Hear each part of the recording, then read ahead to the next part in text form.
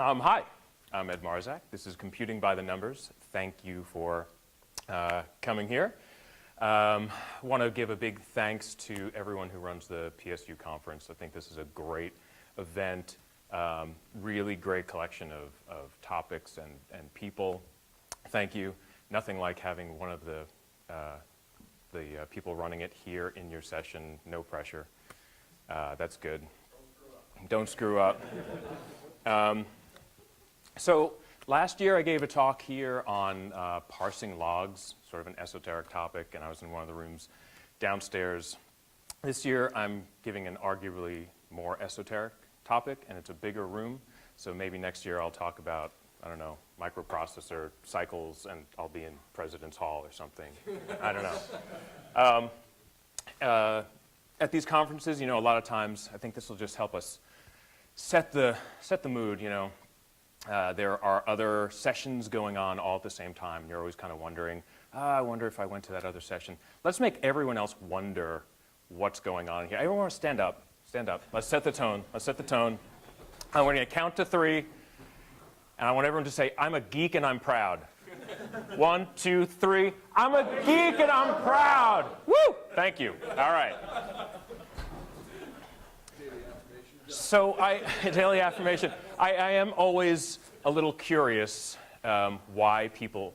Does anyone want to tell me why you're here and not in some other session right now? Like, what made this an interesting session to show up at? I realized I take a lot of things for granted that I don't know about, and so I thought there was some interesting topics that you might address. All right, that's a good one. I hope I addressed them for you. Anybody else? Yeah? The philosophy of IT is often more important than the practice of it. Okay. Yeah, and I hope to relate the two. I think I need to do something because this is not showing my presenter notes for some reason. So I'm going to add those. Oh boy, oh boy. How do they work? All right, well, I had some notes. Oh, there they are. Thank you. Close enough. So yeah, I think first there's this story about Steve Jobs, when he created the first Macintosh computer, that he was very insistent on there being no fans in the computer. And that was because at the time, you used to turn on these big clunky PCs and they'd whir up and make these horrible noises. And it would scare people, effectively. They didn't feel comfortable with them. So he wanted this sort of silent machine. And I think it's the same thing. Unfamiliarity breeds fear, basically. So if you don't know what's going on underneath the covers, you're always a little suspicious of it. You're always a little fearful of the machine. Knowing this stuff can lead to better conversations when you are conversing with other people when you're trying to troubleshoot. So it can lead to easier troubleshooting. So we must go deeper. Before I get too much further into this, I just want to let you know that I did put up some notes for this session on my website, so you don't have to furiously scribble down every single thing I say or slide that I show. So this is the slide I will probably pause on the longest. Everyone who wants to get that, got that? Great. One thing I want to talk a little bit about is the history of computing, and our craft has an amazing, rich history. Computing didn't just magically appear one day. The funny thing is I can see into the room next door. So I thought I saw the reflection of my screen change, but it's actually the other room. Yeah. So yeah, computing just didn't magically appear one day. A lot of people put a lot of thought into it.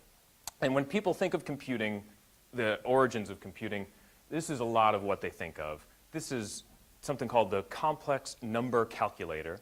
Came out in 1940. So it's an adding machine, effectively. However, it has the distinction of being one of the first machines to be controlled via phone lines remotely, basically a modem. But the history actually goes back much, much further. People using complex number machines, the original computers were people. Computer was a job title. So here's a picture of people using adding machines and complex number machines to provide a paper tape for people that needed batches of information added up.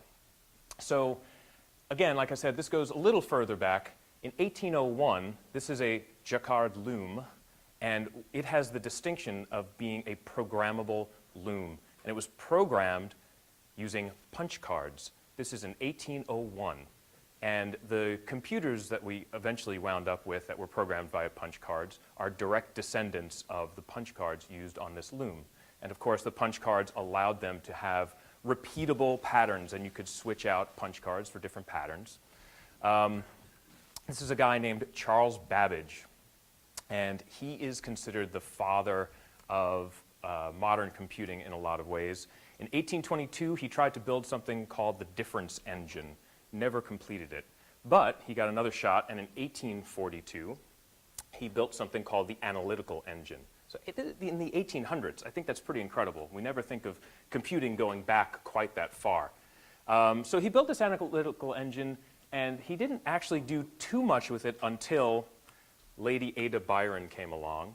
Lady Ada Byron is the daughter of poet Lord Byron, who you might have heard of. And in the 1840s, she started working with Charles Babbage's analytical engine. She is largely considered the first programmer. She came up with the term do loop, which we still use today. She came up with the term mnemonic, which we still use today. And she also helped sort of bridge the gap between the technical part of the analytical engine and getting the word out to regular people or people who want to use it, and documenting it and telling them how to use it.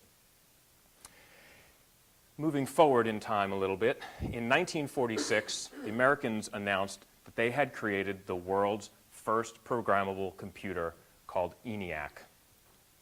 Turns out, the Americans were just the first to announce that they had created a computer. It wasn't actually the first programmable computer. In 1941, a German named Konrad Zuse created the Zuse Z3. It was built from 2,300 relay switches, had a 22-bit word length, and with all these switches just representing on and off, it's probably the closest thing we have to an analog for what we use today. There's something else going on in 1941, of course, and that's the war. And necessity, particularly during wartime, is the mother of all invention.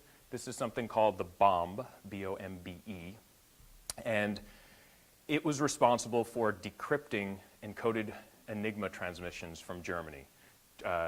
Germans came up with this encryption technology called Enigma. We were able to ultimately break the encryption due to the work by a man by the name of Alan Turing, and the bomb was based on his findings on how to break this code. Turns out that by 1941, even Germany kind of considered Enigma old technology. They had used it for a while. And there was another problem with it in that it was a field unit. You had this box that had a typewriter on it, and you would bring it out into the field, and when you wanted to send an encrypted transmission, you would start typing, and when you typed the letter, it would show the encrypted character. A second person would copy down those characters, and they would hand that off to a third person who would do the Morse code transmission. And then on the other side, you needed someone to receive it, transcribe it, and give it to the Enigma operator. So 6 people for one message. That doesn't scale when you're trying to build up forces around the world and communicate with each other. So one day, the Allies notice that they can't break these new messages coming out of Germany. And it turns out Germany came up with a new machine called the Lorenz machine. We didn't know what it was called. That's what they called it. We called it Tunny, if you're looking any of this up at some future point in time. But here's a Lorenz encrypting machine, and the first thing that it solves is these machines can communicate directly with each other, so you need one person at each end, 2 people versus 6, much better. And then it has these spokes. If you count them, there's 12 of them, and that allows you to set the encryption key. And with 12 of them, and if you count all the spokes, that gives you a possible 23 times 26 times 29 times 31 times 37 times 41 times 43 times 47 times 51 times 53 times 59 times 61 possible combinations. If you did the math, that's over 1.6 billion possible combinations of encryption. So Germany considered this sort of their prime way to encrypt messages as they're moving them around. Well, back in England, there's a location called Bletchley Park, and that was England's top secret code-breaking headquarters during the war. And this man, Bill Tutt, in this picture, Dr. Bill Tutt, because he retired and went off to Canada and became a professor. He went to Bletchley Park and interviewed with Alan Turing's team to work on Enigma and was turned down. But they liked him enough that they moved him to the research group. And it turns out that was the perfect place for him to be, because when they started receiving these new encoded messages, they handed it off to the research group because Enigma couldn't crack these new Lorenz codes. The senior researchers worked and worked and worked and could not figure out how to break this encryption. And then one day, if you know anything about encryption, one way to reverse engineer encryption is you get 2 messages that are almost the same using the same key. You can figure that out. And it turns out a German operator did just that. A German operator went out into the field, tried to send a message, very long message, sent the message. The guy on the other end gets it and says, sorry, I didn't get that. Could you resend again? And of course, it's not like today. There's no resend button. You can't copy and paste. This guy had to type the whole message again.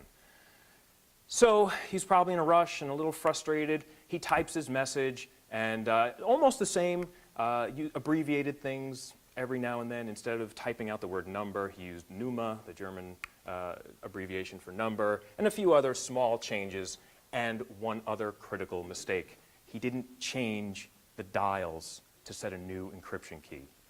So both of those messages were received in Bletchley Park. We were able to sort of put them side by side, and Bill Tutt, the senior engineer researchers couldn't figure this out. And they finally gave it to him, and on a big piece of paper, he writes in all these codes, and after about a week or 2, he figures it out. So I would say without Bill Tutt, our lives and our history would probably be very, very different. The war possibly would have dragged out longer, or I'm not sure what would happen. I can't speculate. But he passed away in 2002, not all that long ago.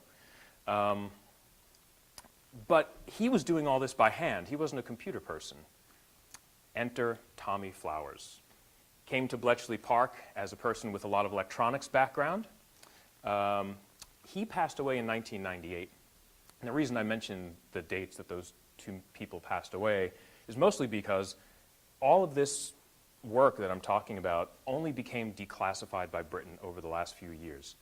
Neither of them could ever talk about their work and their contributions, not only publicly, they never told their families what an impact that they had on the world. And I think that's heartbreaking, but also amazing that we can now talk about what an impact they had.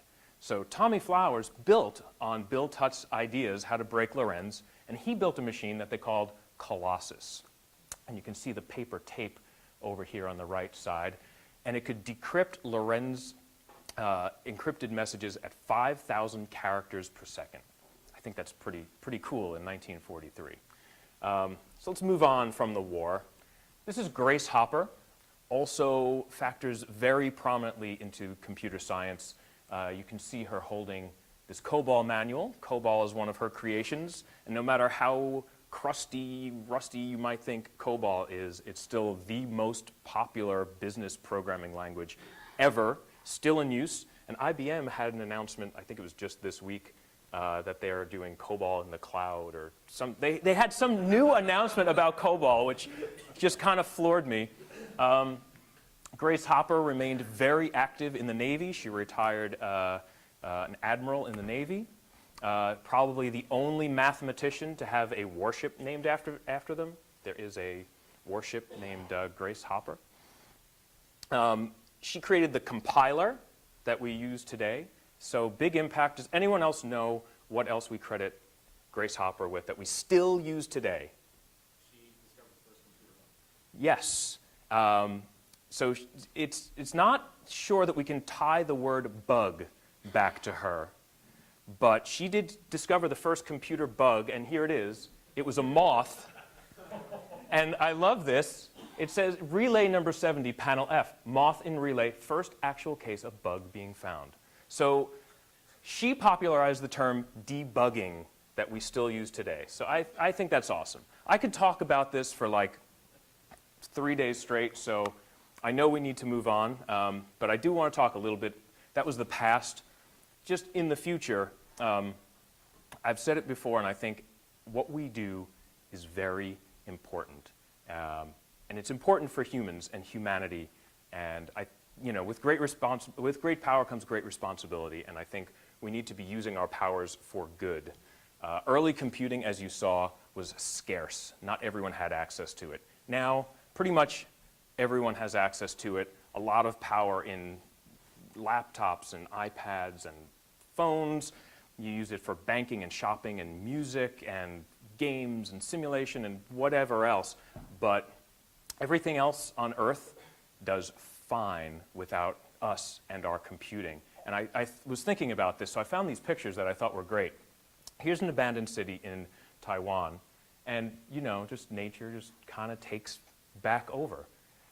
This is on the side of a walking path in Ireland, and no one's using it. I'm sure there are animals living in there. Here's an abandoned railway in France. And again, nature just kind of takes back over. This is a picture of Angkor Wat in Cambodia. And I'm sure there are animals happily living in there. And I love these trees just kind of growing over everything. So everything else does fine without computing.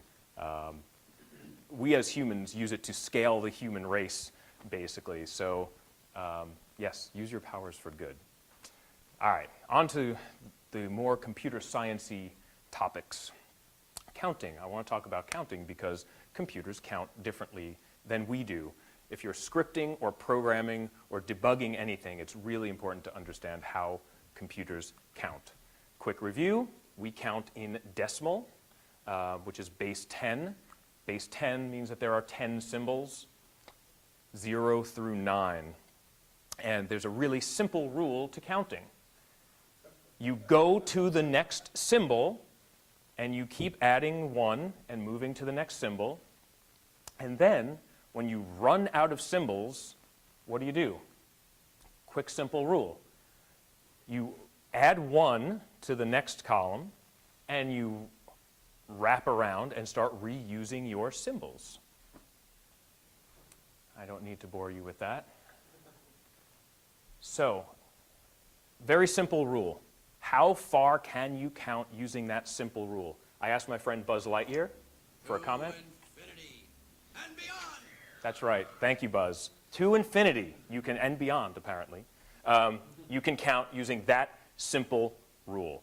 There's another nice little math tidbit in decimal. If you add a 0, you multiply by the base. So you multiply by 10 in this case, if you are counting in decimal. Computers, however, use binary. Going all the way back to that computer I showed using those relay switches, all they understand is on and off. That's it. You can map that out to be yes, no, true, false, but really just, is there electricity or not? On, off. So we can use that same exact rule to count in binary. So starting with 0, and you have two symbols, 0 and 1. 0, 1, 2, looks like 10, it's 2, 3, 4, 5, 6, 7, 8, right? So it looks like 1,000 if you want to process it in decimal, but that's 8 in binary. And same thing here. You add a 0, you multiply by the base. So in this case, you add a 0, you double everything, you multiply by 2. And you might have seen this on a T-shirt. If you haven't, you're now in on the joke. I'll need to let you read that.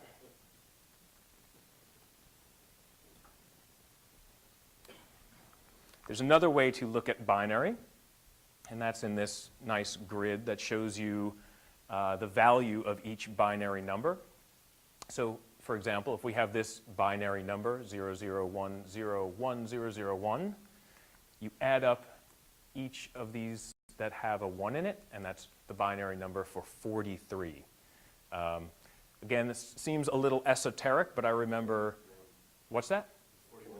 41. Look at that. So I'm glad someone's paying attention. You were right. Look at that. 41. All right. Well, you can check my math on the next slide. This is an interesting way to store pictures. So this is an 8 by 8 grid, which would be, thank you, 64. So one way to store this picture would be to store 64 discrete values for it, but that would be kind of a waste. What you can actually do is treat each row as 8 binary values. And if you want to add all those up, you can, but you don't have to. We're going to move on before that. So instead of storing 64 values to describe this picture, you can actually describe just the pieces that are on and use 8 numbers to store this instead of 64. Another counting system when you're working with computers is hexadecimal. I'm not going to go terribly deep into this, but it's base 16, and it's a very compact way to deal with numbers. And the symbols are 0 through F. Of course, you want to say F isn't a number. Well, it's just a symbol. It could be a triangle. It could be a square. It doesn't really matter. So you count 0, 1, 2, 3, 4, 5, 6, 7, 8, 9, A, B, C, D, E, F, 1, 0, 1, 1, 1, 2, 1, 3, blah, blah, blah, 1, 9, 1, A, 1, B. So those are your symbols, and you get to use the same exact rule to count. Another counting system you find sometimes is octal, and the symbols are 0 through 8. So when you hit 8, you wrap back around to 0. This might explain why some programmers get Halloween and Christmas confused, because octal 31 is decimal 25. See, this stuff, you just reach for any nugget you can get. It's just...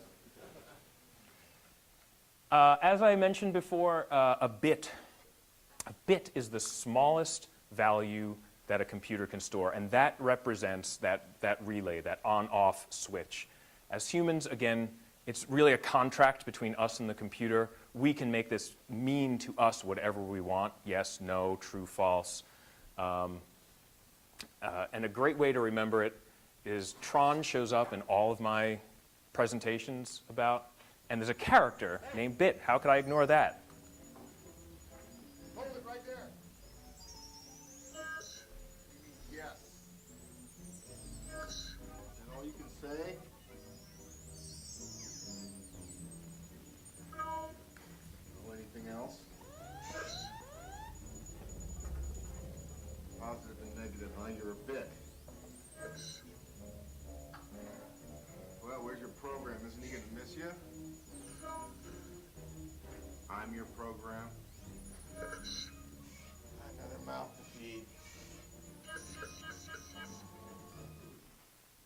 So there you go. Yes and no, on or off, that's all a bit can do. A byte. Here's a trick question. How many bits in a byte? Oh, I said it was a trick question.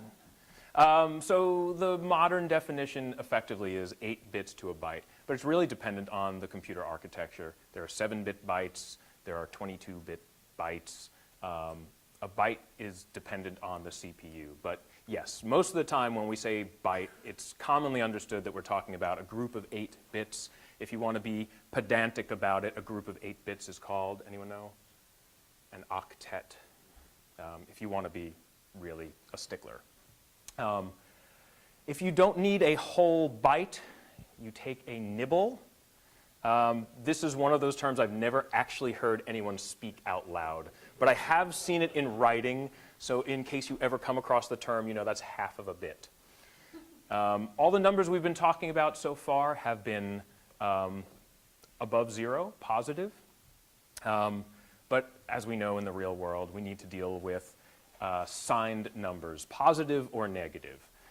So in a byte, 8 bits, you can fit the numbers 0 through 255.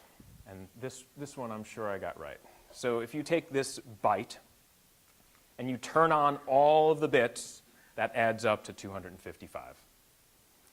So what happens when you follow the rule of counting and you run out of bits? This is a nibble. How about that? This is half a byte. So this is 14, 15, and then what happens? 6, oh no, 0, 1, and it keeps going. So overflow is something that computers keep track of. But if we run this backwards, we'll just go 3, 2, 1, 0, 15, 14, and just keep cycling around. So how do we represent a negative number in the computer? Well, like I said, again, everything is a contract between us and the computer. So we steal a bit. We say this high bit is going to represent whether this is a positive or negative number. So what that does is you lose this to add with, and you only use these 7 bits. So that gives you a range of negative 127 to positive 127. And internally, naively, you might think that what I just described means this, that if it's negative, you put a 1 in that first bit, and if it's positive, you put a 0 in that bit. But that's not actually how this works. This is wrong. And there's 2 main reasons for this. One is that it would take the computer extra work to decode the number and then separately look and see if this number is positive or negative. You never want the computer doing more work than it has to. There's also something else really interesting here that I left off. Does anyone else know what problem is solved by the real way that computers do this math? So if the first bit represents if it's positive or negative, you could actually have 0 and negative 0, which, as you know, in our math doesn't exist, and that would also throw off calculations if you went 2, 1, 0, negative 1. So computer scientists came up with this. It's called 2's complement.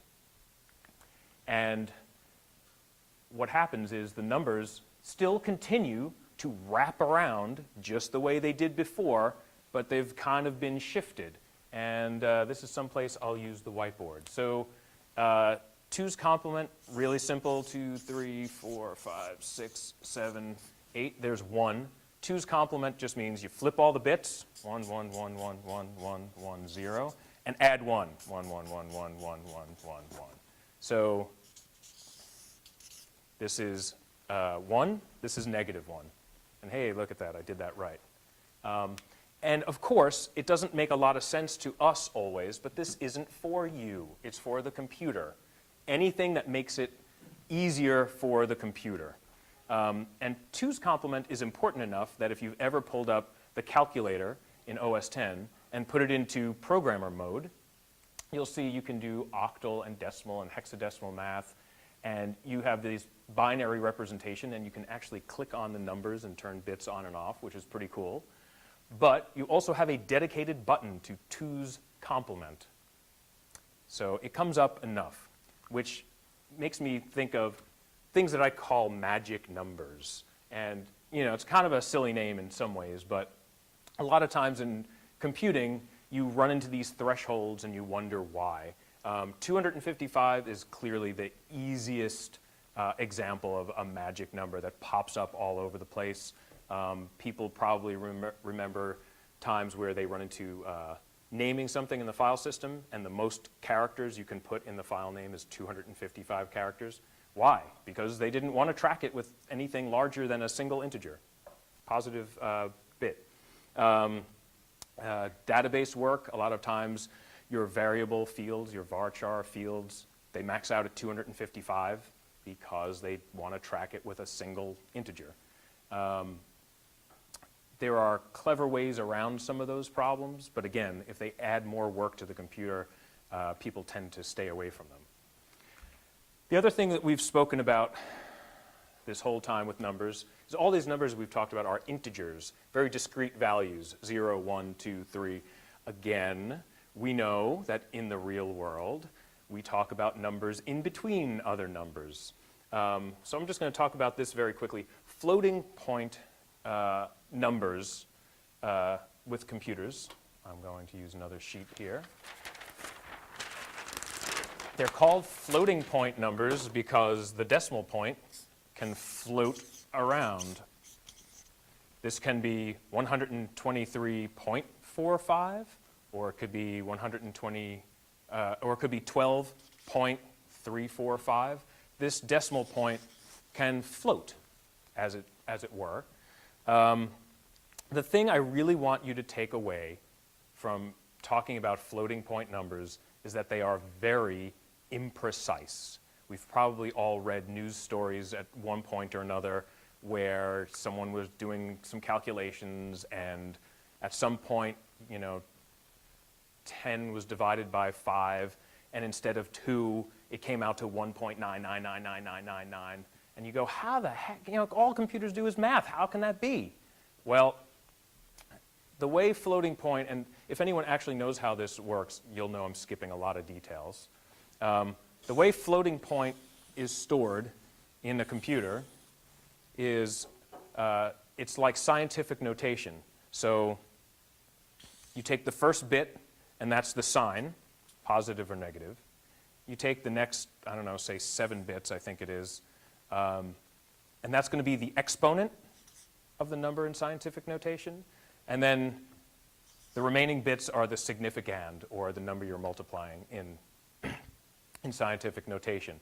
So again, you're taking these variable numbers and trying to pack them into a very precise on or off space. So when dealing with floating point, imprecision is key. Smart programmers test for things within a range when they're dealing with floating point rather than specific numbers. So if floating point is so imprecise, there are important things that we deal with that use decimal points, like our money, our whole banking system. So there's actually another, I'll call it contract, between the computer and people, and that's called fixed point. And it's a really clever solution to the floating point problem. And it's a contract, let's say 1275. Well, we could call that $12.75 if we put the decimal point right in the middle. Or we can call that 1,275 cents. It's the same thing, except when we call it 1,275 cents, we've stayed in the realm of integers. So the contract between us and the computer is we can say, yeah, when you display this, always put a decimal point right in the middle. But you can track it as an integer.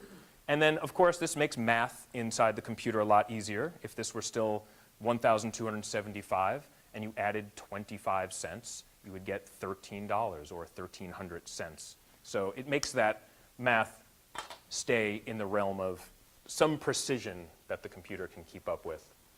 Let's quickly talk about these units of storage that we've been dealing with. A bit, you'll see abbreviated with a lowercase b.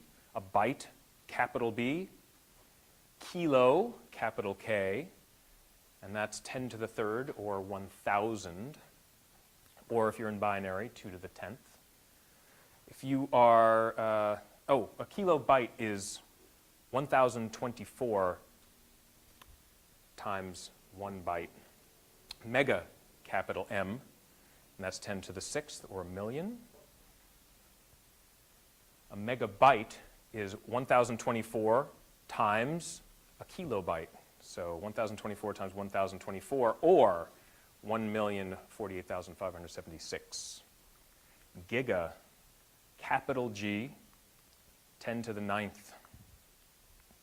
And a gigabyte is 1024 times 1024 times 1024, or 1,073,741,824. Now, as most of you probably know, in metric measurement, kilo has a very specific definition of 1,000, 1,000 flat. But when working with computers, we deal with a binary number system and multiples of 8. So you saw kilobyte was 1,024 bytes, not 1,000. So for a period of time, computer people sort of usurped these terms and kind of stole the definition. Wasn't exactly 1,000. But people in the real world know that kilo means 1,000. If you go to the store and you're the pharmacy and you buy a kilogram of something, it's 1,000, not 1,024. 1,024 worked really well when it was just nerds and computer people dealing with all this stuff. But now that everyone uses computers, people go to the store and they buy a new hard drive and they say, I bought a gigabyte hard drive. Why doesn't it have a gigabyte of storage?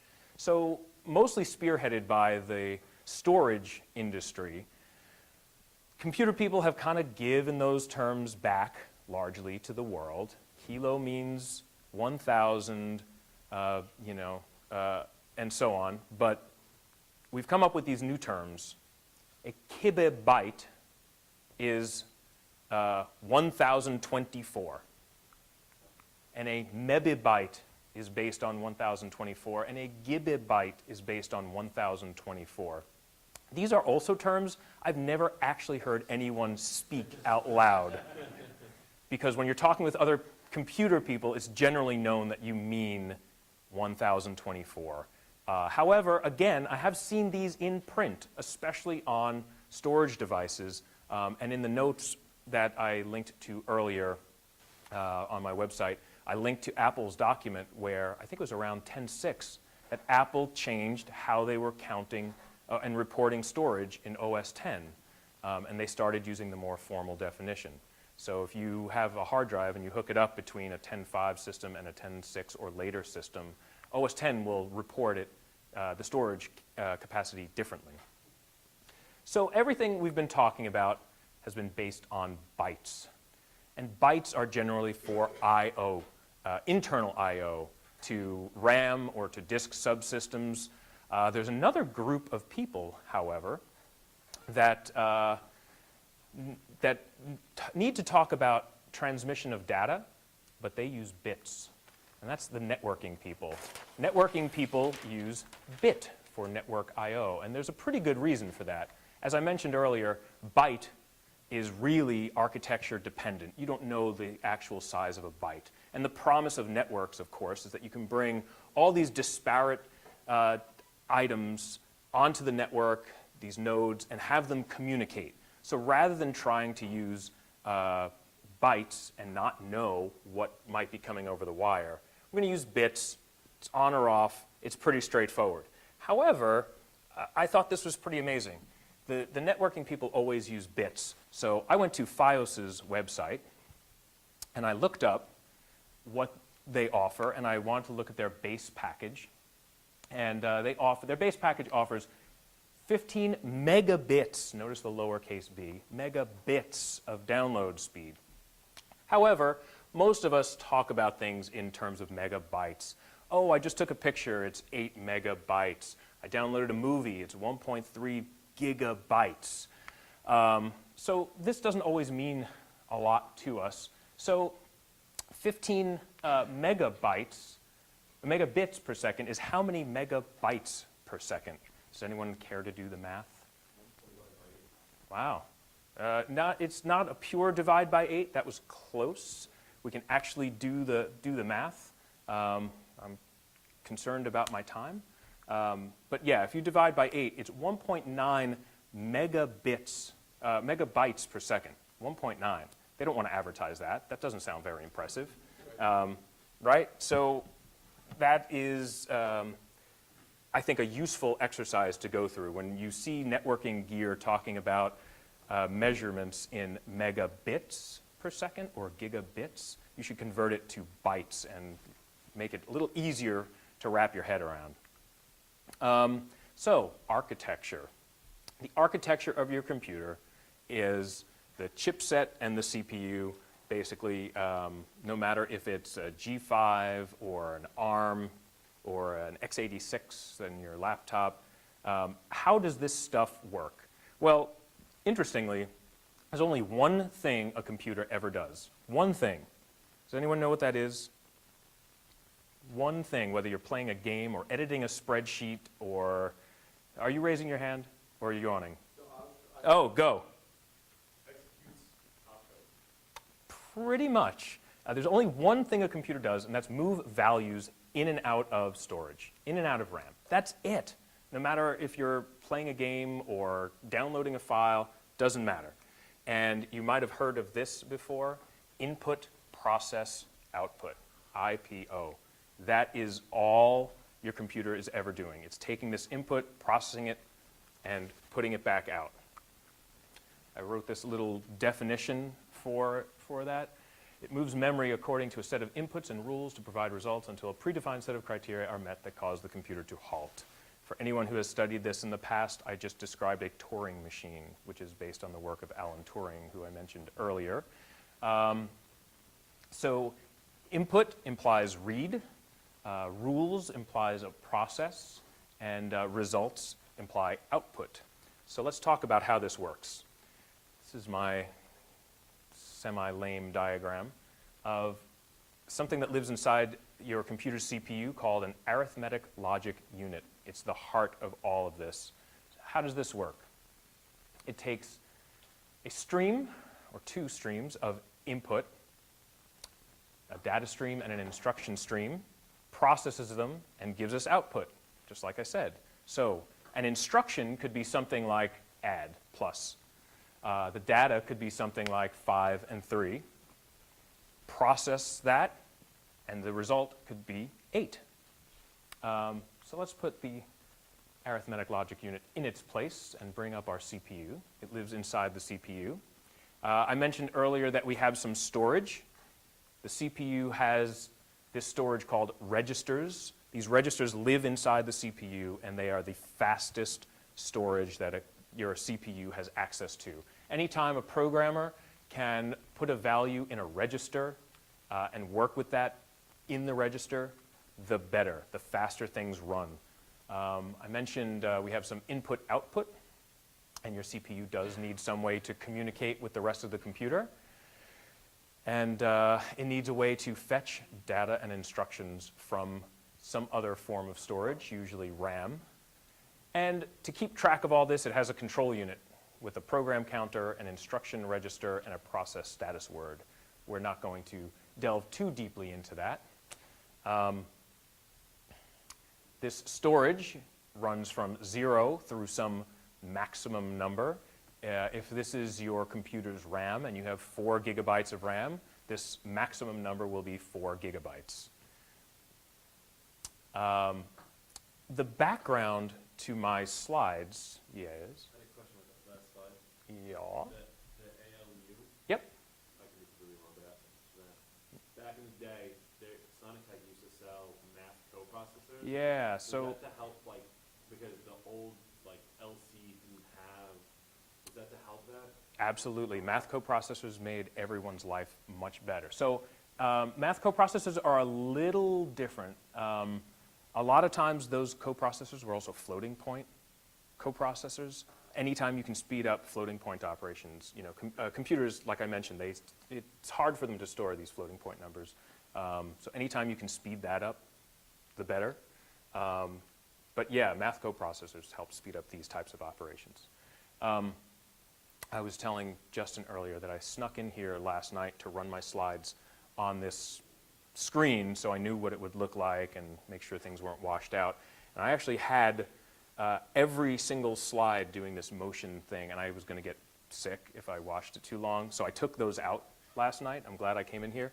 But the background to these slides, I've zoomed weigh in on a computer processor, and the background to these slides are actually we're traveling along a path inside a CPU. And the CPU that I picked is the Motorola 68000 chip. Most of you probably recognize that as the chip used in the first Macintosh. The LC that you mentioned, I think, used the 020, and they wound up using the Motorola 68000 family for a while. And it turns out the Motorola 68000 is still a current product. You can still buy it, and for people who are looking for these projects with a relatively low power, high performance CPU, you can still buy this. So all my slides are moving us through this very small piece of the processor. But I ditched the animation because people will be running out of here looking for the bathrooms or something. So again, let's talk about how this works. Here's a hypothetical assembly language program. And no, I don't expect you all to have to program in assembly language for your system administration work. But this, again, illustrates how this works. So we're going to load the number 76 into the AX register. We're going to add 1 to whatever's in AX and store it in BX. And then we're going to store the contents of the register BX out into memory location 1000 in our main RAM. So these two operations happen right in the registers very, very fast. We can get a little fancier, and we can load 12 into the AX register. We can give it a label, which is just a point to jump to. And then again, we can add 1 to AX, store it in CX. We can compare whatever's in CX to the number 24. If it's equal, we jump if it's equal to program location 300. If not, we jump back to begin. So this is a little loop. And again, all runs right in the CPU very fast. I mentioned earlier about Lady Ada coining this phrase mnemonics. And again, computers only understand 0 and 1 binary numbers, but us humans like words and labels to things. So the operation code for load, let's say, is 2. Store would be 3, add could be 0. And for every instruction you have a numeric opcode. Even the parts inside the CPU itself, let's say these registers, would all have some code that we use, which would make our program internally look something like this. So here's our load command. Here's register AX, and here's the number 76. So whenever we get to write things in English-like words, it will always get translated to the computer into binary values. So one thing I want to talk about are advances that have happened in CPUs. And one thing that we can keep doing is these components that go inside the CPU, they get smaller and smaller all the time. So we can pack more into a CPU. Also, in some cases like laptops, maybe not phones, but laptops, we've also increased the physical size of CPUs a little bit in some cases. So let's do that. Let's add a little bit more space to our CPU. What can we do that's an improvement? Well, one of the biggest improvements, as I mentioned, registers are so fast, is we can add more registers. So I just doubled the number of registers, and I added a few vector registers for some vector math to make vector math nice and fast. But we still have a little bit more space. So what's something else we can do? Well, we can increase the size of our registers. And this is basically what has happened with 64-bit computing. When people talk about 64-bit computing, what they're really saying is that the CPU in their machine can natively handle 64-bit values. There used to be if you had a 32-bit processor, you might have a program that said, oh, I can work with 64-bit numbers. And it did that through the trickery of joining two 32-bit values together. And of course, that makes the computer jump through a lot more hoops to do that and slows it down a little bit. So when your computer is 64-bit native and can deal with 64-bit values, it can do 64-bit math natively.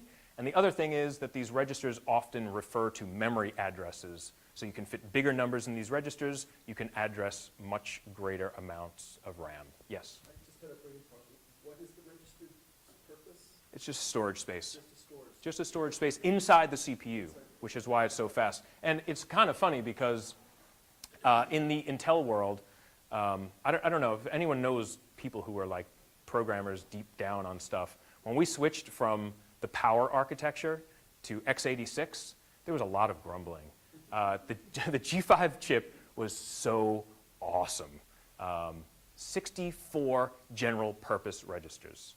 That is like a world away from Intel. Intel started out with 8 general purpose registers, and now I think we have 16. So most people who do this stuff, you know, sorry to say, like, this is kind of like the crappiest architecture available. It's good, it works, but the G5, you know, this just goes to show like how bad I am at being practical and prognostication. At the 2005 Apple Worldwide Developer Conference, the night before the keynote, I went out with a group of people, and we sat down for dinner, and the guy right across from me said, so, you know, the rumor is they're switching to Intel. I mean, what do you think? I looked at him right in the eye and said, no way, that ain't ever happening. And of course, the next day, Steve Jobs got on stage and introduced the transition, because Apple spent years telling us the advantages of the power architecture over x86.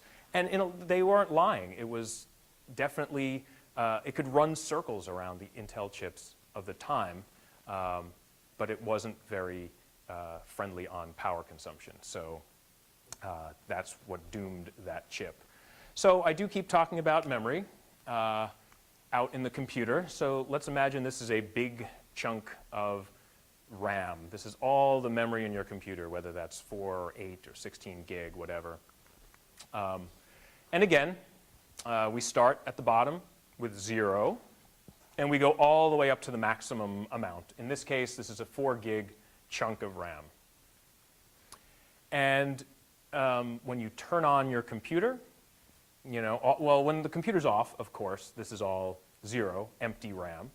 And then you turn on your computer, and it starts filling RAM. So, but base RAM, don't touch. Not for you. You don't get to use it. That maps out to system components. You don't get to touch that. Eventually, the OS starts to load. Typically, the OS loads into very high RAM. So that gives us all this extra space. The more RAM you have, the more space there is right there in the middle. So what gets put into this accessible RAM? Yeah. Yeah.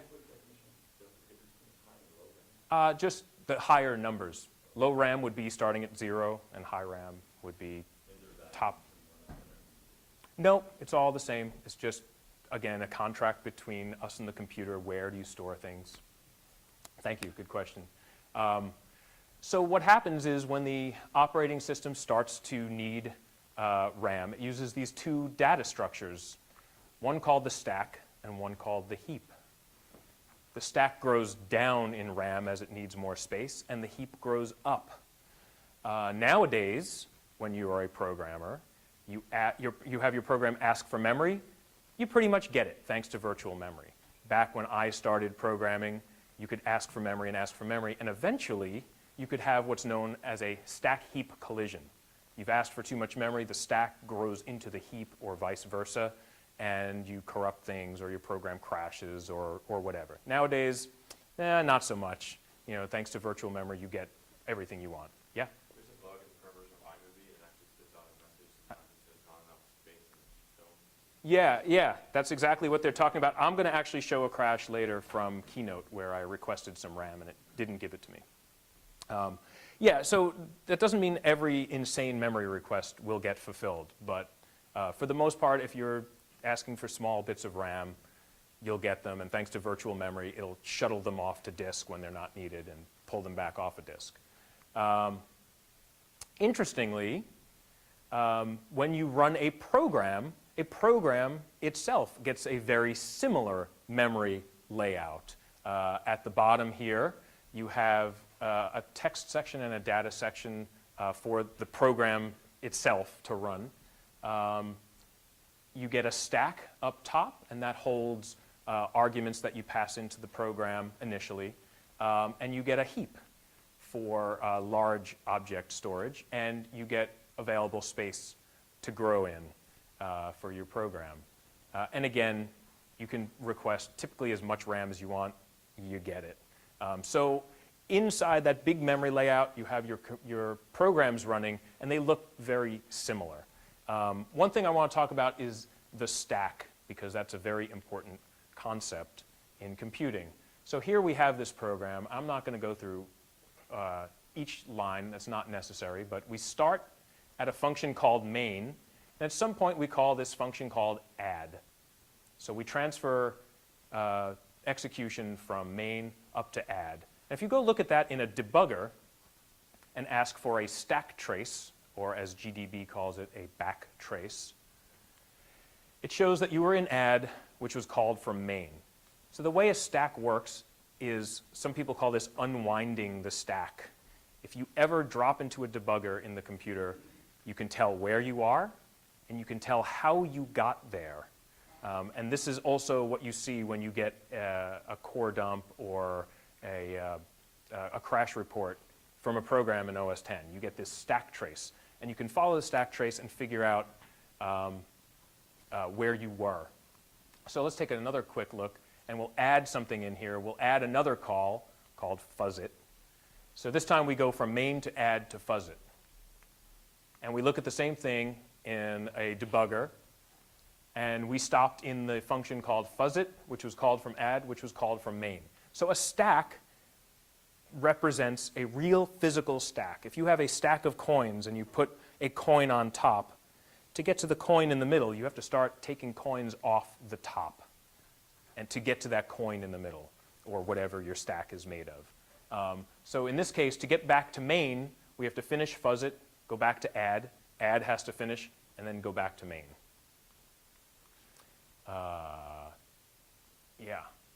Speaking of memory management, for those of us that are old enough to remember, nowadays all this stuff is automatic, but this is I was going to say a screenshot, but it's actually a literal screenshot, because I could not find this on the internet, and I pulled up my Mac SE, got this, and then I have no way to network it off of there, so I took a picture of the screen. But what I want to show with this is, back in the day, well, first off, can you imagine Word using 512K? That's unreal. But the important thing here was, as a system administrator, sort of, you could set the amount of memory that a program used. In this case, the suggested size was 512, but hey, I'm going to be really generous, and I'm going to double the amount of RAM that Word has access to. And again, before virtual memory, this was really important, that you were giving your program a little bit more room to work with. So, how does this all relate to information technology?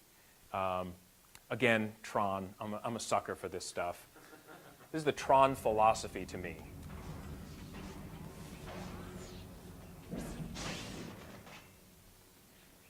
Hey, who's that guy? That's Tron, fights for the users. That's right. Fights for the users.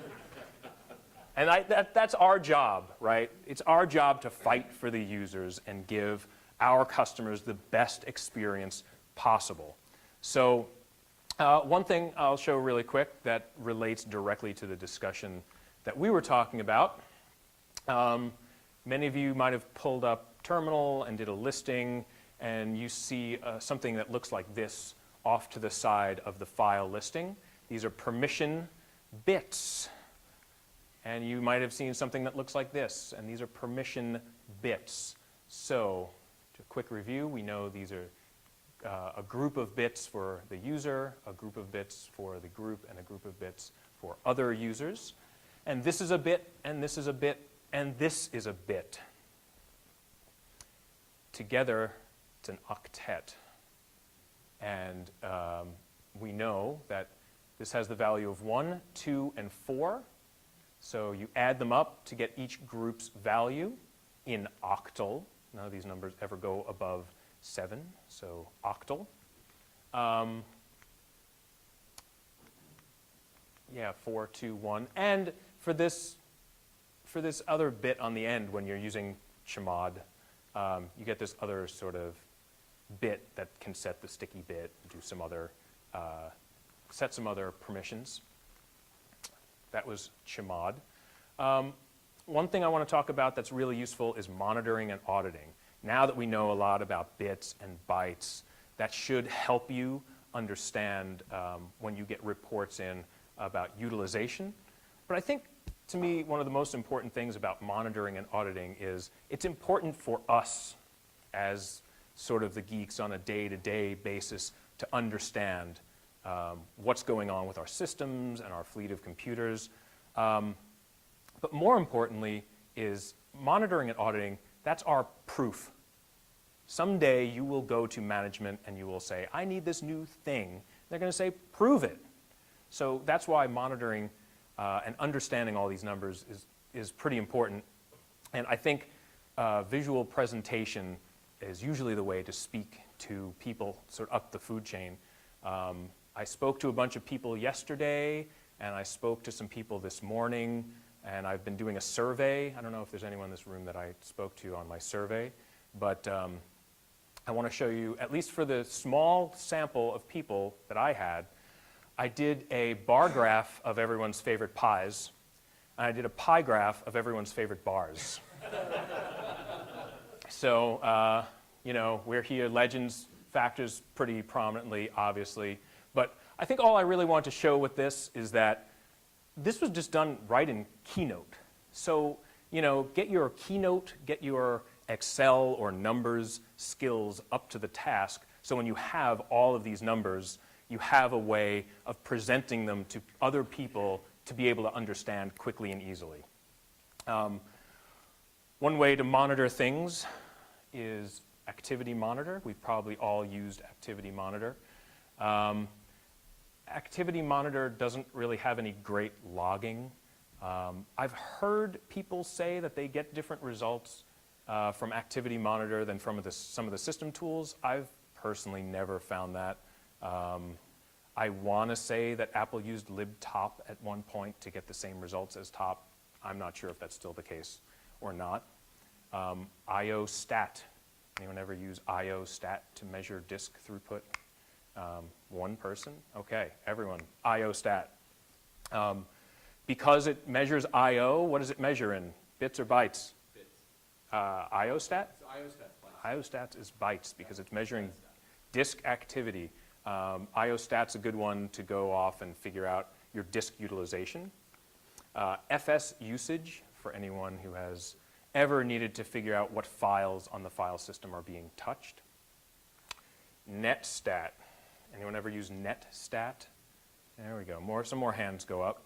So netstat, one of my favorite commands, netstat I for interface and B for showing the result in bits, of course. It's network communication, so we're talking in bits. And if you look at that output, you end up seeing bits shoved across the interface since it started up. And I actually wound up using that, or something similar, if you ever need a programmatic way of doing this. I wrote RT bandwidth, and it's a real simple way to output the number of bits that an interface has used, and if you measure that over time, you can see how active that interface is or isn't. We were thinking about using that for some decisions on kicking in our management agents, like anyone using Monkey or Casper or Puppet. A few hands go up. You know, what do you do if you need to push out a large package and someone's like at a conference on possibly poor Wi-Fi, or they're tethered over their phone, right? And you know, you are sending out the 10.8.3 update, you know, for 800 megabytes or something. You know, having a way to detect that is really helpful, and maybe you can say, okay, we can put the brakes on this update for a little bit until you get back to some reasonable bandwidth. Dtrace, excellent troubleshooting tool. There's several books. There's one by the guy who wrote dtrace. It's like 3 inches thick. It's gigantic. So I don't expect you to be experts on dtrace, but you should dig into instruments. Has anyone ever used instruments to troubleshoot anything? One hand. Okay, so instruments, don't be scared of it. It comes with the developer tools, and it gives you this nice GarageBand-like interface to dtrace. And it has these templates that you can use. And again, I think one of the most useful ones is this file activity. But what's really cool is if you're helping troubleshoot a remote computer, and they're not going to have instruments on their machine, but you have SSH access, you can use instruments, define what you want to capture, and then there's this nice, at the bottom, dtrace script export. And it will write a dtrace script for you that you can then copy to this remote machine and run it on the remote machine. Crash logs. This is another one that comes up a lot. As system administrators, our users come to us at some point and they say, this program I was using, it crashed. Why did it crash? Well, you go find the crash log, and it looks something like this, something horrific like this. So let's look at the top here, and let's look at some of the more interesting bits. It tells you the process that crashed, which is also part of the file name. It tells you the path that it was using, in case this user was running some unsanctioned version of some binary that you thought was running. Gives you some other information, the user ID, the date and time that it happened, the version of the OS, and then the exception type, exec breakpoint sigtrap. And then this one happened to give me this really nice message. Application-specific information. Terminating app due to uncaught exception, NS malloc exception. Insufficient memory to allocate pixel data buffer. Anytime you see malloc, that's a memory allocation. But to bring this back to what I was talking about earlier, is you see this backtrace. It's another word for stack trace. And you can see it starts off where it crashed, core foundation, and it works its way up to AppKit and what called AppKit, SF drawables, and what called SF drawables, Keynote. So this one, again, it gave me a very specific error message that it was out of memory. But when you're looking through a crash log, it's sometimes nice to look through the backtrace and just see if there's anything else that you recognize. And this is why, if you've ever reported a bug to a developer in their program, you can provide them this stack trace or backtrace, and it will help them pinpoint where the problem is in the program, if it is. So, for example, SF rendering might not mean anything to you, but to the developer of Keynote, I bet he knows exactly what that is because he called it in his program. That's about it. Any questions before we completely run out of time? One in the back. This is fantastic. Oh, thank you. Thanks. One thing I found really cool is kind of balancing out the command line. Instruments, that's pretty interesting. I did not know about the export feature there, so thank you for that. Yeah, that is really helpful. Again, I have instruments on my machine, but I don't expect anyone else that I'm helping troubleshoot to have the developer tools. So you can dig into that really easily. Yep. And the other thing I was going to say is that there are other command line tools that are front end for dtrace, like IOStream. Yeah, so my article in MacTech this month talks about all of those. But yeah, there's all these tools on the system. Usually they have Snoop in the name of them. But they're just front ends for dtrace. You don't even know you're using dtrace, which is great. Yeah. Yes? ARM processors, in terms of the register, are they more or less flexible in terms of the dynamically, the ones that you can update? So yeah, I haven't looked into ARM too deeply. I think ARM is something like 8 or maybe 16 registers. And again, ARM is supposed to be a very low power, very small CPU. I haven't programmed ARM at that level, but I don't remember. I think what you're asking is so Intel calls There's 16 registers, general purpose registers, but there's like 5 of them you can't use because they're reserved for other things. So I don't know what ARM does in that case. Can you talk a little bit about endianness? I know that we've run into this. Yeah, I probably should have mentioned that. So endianness is the order that you read a byte in. And G5 machines use something called big endian, which means it put the most significant information on the big end of the byte. So let's say this was, I don't know, we'll do a nibble. And this is 3, 2, 8, 7. Well, Intel does something called little endian, which swaps the order of these bits. So in Intel, you'll see 8732 as the order of this number, and the CPU knows to swap it. Now, normally, that doesn't cause you any problems. However, this did cause a lot of problems when people switched from the G5 power architecture over to Intel, because any program that stored things natively on disk, would go off and store them like this, and then you'd bring that data file over to Intel, and it would try to read it, and it would swap all your numbers around. So not a terrible issue nowadays, and Apple has resolved a lot of that with the Cocoa frameworks. Store things in sort of this neutral format that if you're using all Cocoa, even if Apple changes processors or whatever, it continues to do the right thing. Yeah. Very cool. Thank you very much.